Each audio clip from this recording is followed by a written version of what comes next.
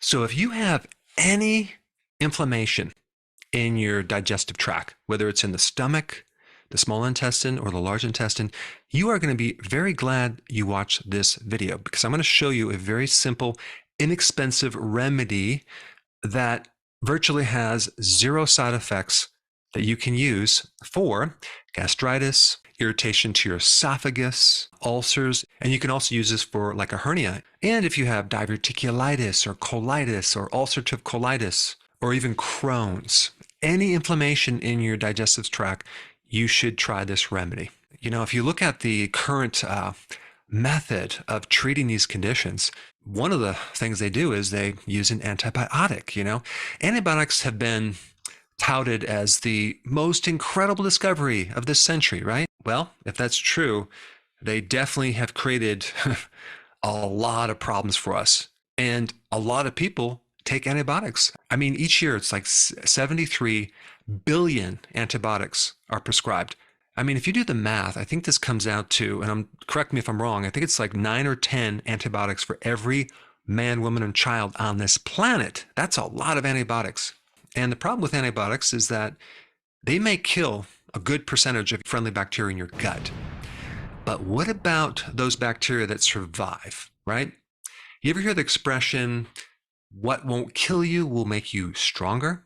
Well, that's exactly what happens when you take antibiotics. The microbes that survive become super bugs, okay? They can then release what is technically called a can of whoop ass on your body. They can create all sorts of problems because the relationship initially was friendly. Now that relationship is not too friendly, okay?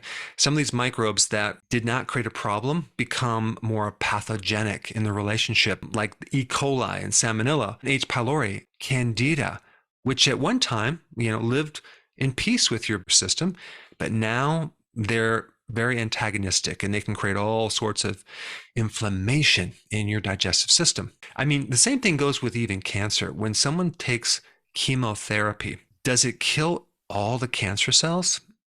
Maybe it does, but usually it doesn't. Usually there's a small percentage left.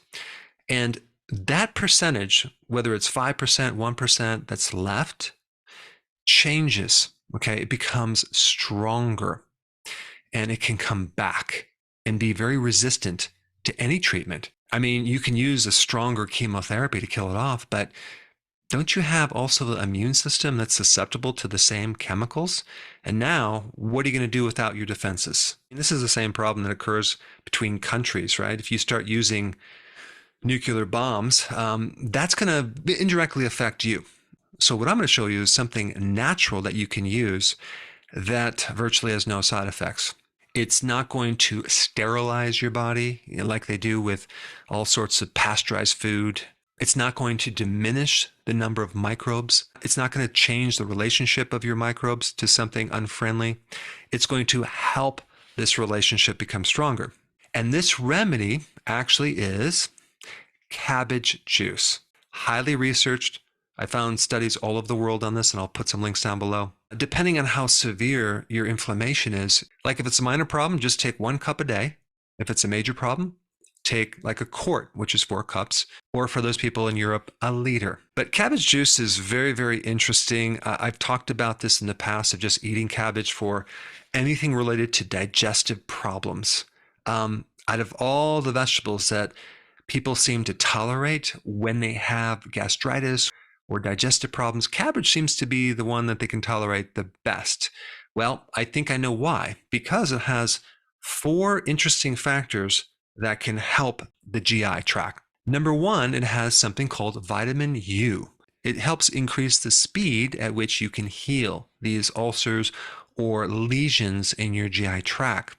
It protects the mucus layer in your entire digestive system. It also has anti-erosion factors. So anything that is like inflamed, irritated, or destroyed, okay? And they even use this now topically on your skin. And apparently it's also good for depression as well. But this vitamin U is also in other things too, like wheatgrass juice. Apparently it's in butter, it's in raw milk, and it's in animal fat, which is interesting because if you're on the carnivore diet and you're consuming a good portion of animal fat, that seems to help inflammation in your gut. But of course, pasteurized milk will probably make things worse because it's sterilized milk, but raw milk apparently has something in it that can help inflammation in your gut. Now, that's just one thing in cabbage. There's something else. It's called sulforaphane. Sulforaphane is also in other things too, like broccoli sprouts, Brussels sprouts. It's in other cruciferous vegetables like cauliflower and kale, and it's also in watercress. But sulforaphane is also good for ulcers that are caused from H. pylori. And it's one of the most important triggers for this other compound called NRF2, which you don't need to know the full name. You just need to know that it helps to detoxify the body. It helps as an anti-inflammatory. It's a very potent antioxidant, helps modulate or regulate an overactive immune system. So it tends to suppress inflammation without lowering the ability for your immune system to fight things off. And cabbage is loaded with vitamin C. I did a video on this talking about leaky gut. And leaky gut really is kind of a subclinical version of scurvy. Because if you think about scurvy in other parts of your body, like your gums, you have bleeding gums. And what's happening is it's affecting the collagen or the connective tissue. If there's like holes in this area and the things don't join tightly, like especially in the gut, then you start getting a leaking situation or holes in your gut or your teeth, and you see like a bleeding gums. So whatever happens in the gums can happen in your colon, okay? And then you start having particles get through there, and then your immune system reacts to that, and we start having all sorts of inflammatory issues. It just so happens that cabbage is loaded with vitamin C. And cabbage juice has one more thing, which is pretty cool. L-glutamine. Now, what is L-glutamine? Well, L-glutamine is a very common remedy for inflammation in your gut. It's also good for a leaky gut situation, and anything related to inflammation in the colon, L-glutamine can help you. And L-glutamine also can do other things too. It can help reduce ammonia. Now, if you think about just H. pylori, and if it's going to create an ulcer, it will, as a strategy, create more ammonia to raise the pH of the stomach so it can survive better. Those four things are very potent in cabbage juice. And what you want to do is you want to take fresh, raw, organic cabbage juice. It can be either green or red cabbage. You juice it fresh and you drink it down. Extremely effective based on the studies I'll put down below. Virtually no side effects. I mean, honestly, it's really the ideal situation where you have this great remedy, which is totally inexpensive.